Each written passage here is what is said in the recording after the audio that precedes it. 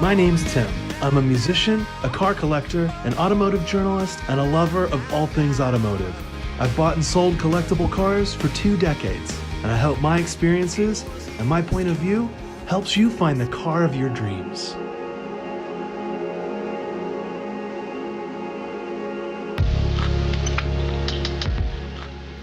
When it comes to cars that capture my imagination, aesthetics have as much to do with it as does performance. And when it comes to the AM337 Quattroporte 4 designed by Marcello Gandini, the profile of this car I absolutely love. I like the shark nose sort of overhang. I like the wedge profile. I love the goofy back fender. I just really like the way the car looks. I'm not saying that it's the most beautiful car ever designed, but when it comes to this 4-door form, I liked it. And once they were available for import, I thought I'd bring one over. Heck, the twin turbo engines that this car came with all have pretty decent performance, and why not?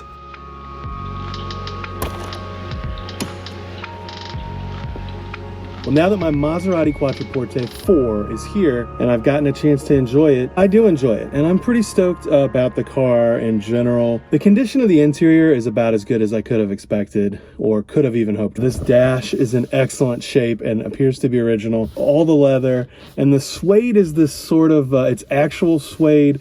And it reminds me of, if you were around in the 90s, Bass made these shoes that they may actually still make called Bucks, I think. Bass Bucks? I hope that's what it's called. The exterior, it needs some paint work. It needs some love. I had a lot of questions like, what do you recommend as far as importing a car? What should I look out for? I will say this, grade 4 doesn't mean what it used to in terms of Japanese auctions. The other thing I'd say is that generally speaking, the environment is very harsh in Japan. It looks like this car was parked outside pretty much all of its life. The windows have a lot of acid rain etching. The paint is pretty weathered. Paint on these is not good originally, and the interior is sort of put together in this, it's cute. I mean, it's definitely, it's hard to even really know. If you're not familiar with vintage Maserati, it's very much of the biturbo era. The leap forward to the 3200 and later the 4200 coupes and then the Gran Turismo is like shockingly elevated. These cars, you know, the gauges feel very 80s. It has a analog clock, like a straight up watch. So, which is beautiful and thankfully, again, was not stolen. It's a nice place to be. It's definitely bespoke. If you like that, you're going to love this car. As far as like quality, it's arts and crafts is the best way I can put it, is that the interior in these cars, you know, everything is sort of, you know, this is stitched by hand. And probably shouldn't even be leather covered. It's probably a bad piece of plastic. Speaking of bad pieces of plastic, the door handles in here are, I mean, they're sub like 80s Toyota Tercel. They're that bad. So there's some really, really bad plastics in here, but it's also extremely rare. You know, it's an extremely rare car. I want to say there were a little over 650, and I'll put the number on the screen, of this iteration, the 2.8 liter twin turbo. Limited production in that Maserati wasn't producing a lot of cars at this time, and limited production in that I don't think there was a huge demand for this car. Styling split opinion then and now. I will say it's one of those cars that you find yourself looking at over and over and over. The more you look at it, the more art you see, and it is very Italian in that way. And why have a boring car? Now, as far as like other things in this price range, there are other cars in this price range that if this is going to be your only toy, I would recommend you get over this car. And we'll get over that once the car is sort of rehabbed a little bit more and fully. We'll get into the car on a broader sense. I would say, though, generally, you really have to love Ghibli, Shamal, Quattroporte, biturbo. If you love those cars, this is like pinnacle of that era. And in terms of reliability, you know, I've only probably driven it about 100 miles, but with 69,000 kilometers, it's a low mileage car, certainly in as good a condition as one could expect. I'm going to do quite a bit of paint work on the car. We are going to be painting the roof. We are going to be probably painting the rear quarter panel, but it's already had some paint work. I feel very lucky in that the floors are in great shape. A friend of mine just imported another 155 and it is a mess. I mean, the floors are just totally gone. Also another high grade car. What I'd say is if you are going to be importing a car from Japan, from Europe, find someone to sort of go over the cars. I'll say this, I would never buy a car even as rough as this one, probably in the States. Now, when it gets into rare cars, it's hard. You can't really approach it that way. As a car dealer for years, this would have been a Mannheim, pretty low score because of the exterior, because of some of the active rust. Again, it's minimal. It's not like huge bubbles or cracks or perforations in the panels, but it's enough to where it's like, you can see that it's been outside a lot. You can see it's been in a harsh environment a lot. Exterior lenses are in good shape. The front glass lenses are great. The lower plastic lenses are great. All of the plastic pieces and grills are here and unbroken. So in that sense, when you get into older cars, even that have been here, it starts to get really hard to find complete cars, and this is a very complete car. But I think if you're going to import something from Japan or from Europe, it would even be worth it. If it's a Shamal, I would go over and look at it. I'm going to include in this video, I recently drove my friend's Shamal. I freaking love it. It is just so good. But condition wise, it's very much, it might even be a little bit subpar to this in terms of its overall condition. And you think, I mean, that car is much more, 3 times the price of this, or more, four times, 5 times.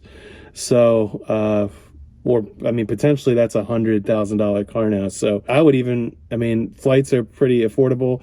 Europe is open, Japan is open. If you can, I would go look at the car if you're thinking of importing.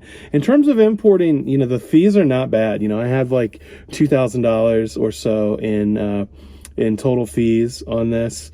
That includes like all the importation duty and all that sort of thing. Not bad. The car was a good price, and I feel like, I'm in it right. It's just I've been already spent thousands of dollars if you consider the tires and the wheels, and I've ordered, hopefully, I haven't ordered them yet. Hopefully I've got some springs and shocks coming for it.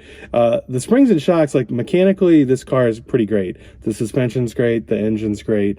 But after driving the Shamal, this car's pretty rolly and soft. I will say it's, compared with the Maserati Quattroporte 5, which you can watch my video on that car is either too hard or way too soft because of the dynamic adjustable suspension. And I think they got that kind of wrong too. Whereas, like, I think, ironically, the Grand Sport is perfectly judged. Like, it's a little on the soft side, but it's still aggressive. The Shamal is like perfectly judged. Very stiff dampers, very tight rebound control. This doesn't have a ton of rebound control. I think it's a little too tall. I'd like it to sit down an inch or so, because aesthetically is the main reason I love this car, and the aesthetics just aren't quite right where it sits on its springs right now. So there'll probably be another process video outlining the paintwork, outlining the advanced detail of the engine.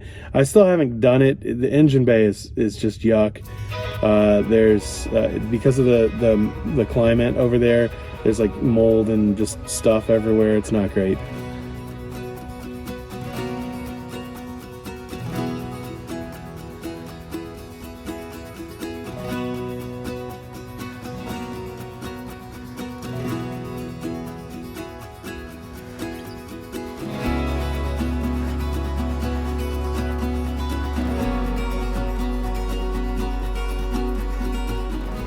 And then I'll give you the full review where the car is sexy and looks good, and sort of a buyer's guide for one of these cars. I'll probably understand myself a little bit better than where I sit, with the car and how I feel about the car, just sort of on the broader sense. So thanks for watching. I hope you'll subscribe.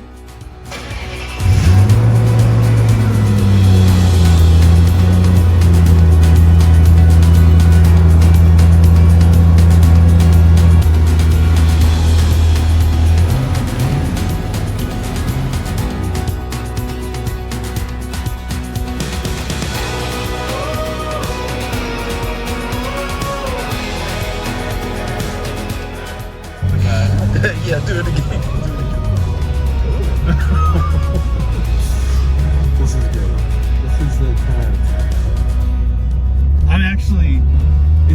unfortunate how much I like this. The steering is so weighty, so meaty. Ooh. Boost is so immediate. Yeah. Yeah, this doesn't feel refined. Woo. I'm actually enjoying this. It's really good. It's fast, but it's not scary fast. No, it's like good and fast. I like it a lot. Cars like the Shamal, the Ghibli Cup, and the Quattroporte 4 sort of represent the end of the line for this old era of Maserati, the biturbo era. Those three cars that I just mentioned sort of represent the pinnacle. It's like as good as you can get. And I'm really going to enjoy seeing where owning this Quattroporte 4 takes me. Also, will it kill my enthusiasm for this era of Maserati in general? Possibly. I mean, these cars were not, fantastically built. Maybe I'll fall in love. Stay tuned. Another edition of Quattroporte 4 time will be headed your way soon.